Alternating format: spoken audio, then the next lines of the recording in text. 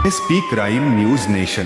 अंत्रोळीकर नगरातील घर फोडून 14 लाखांचे सोन्याचे दागिने लंपास करणाऱ्या एका चोरट्यास अटक करून त्याच्याकडून चोरलेले सर्व दागिने हस्तगत केल्याची माहिती पोलीस आयुक्त एम राजकुमार यांनी पत्रकार परिषदेत दिली. अंकित उर्फ अंकुश लक्ष्मण वाल्मिकी, वय 34, राहणार जुना बाजार, खडकी, पुणे, सध्या राहणार अंबिकानगर, पारशी विहिरीजवळ, सोलापूर, यास अटक करण्यात आली. वाल्मिकी याने एका अल्पवयीन मुलासह अंत्रोळीकर घरातून सोन्याचे दागिने लंपास केले होते.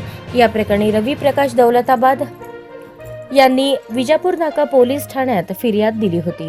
रवी आणि त्यांच्या आई असे दोघे जण हैदराबाद येथे लग्न कार्यासाठी गेले होते. तेव्हापासून ते तिथेच राहत होते.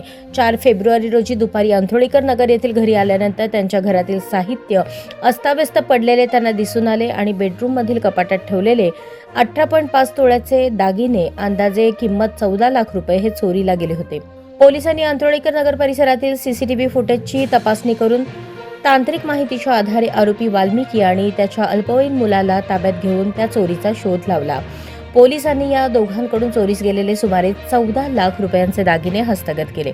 ही कारवाई पोलीस आयुक्त एम राजकुमार, पोलीस उपायुक्त विजय कबाडे, सहाय्यक पोलीस आयुक्त दिलीप पवार, वरिष्ठ पोलीस निरीक्षक दादासाहेब गायकवाड, सुशांत बरळे, सहाय्यक पोलीस निरीक्षक शीतल कुमार गायकवाड, सहाय्यक फौजदार अप्पा पवार, पोलीस अंमलदार सचिन हार, अजय परदेशी, गणेश शिर्के, लक्ष्मीकांत फुटाणे, समाधान मारकड आदींनी केली.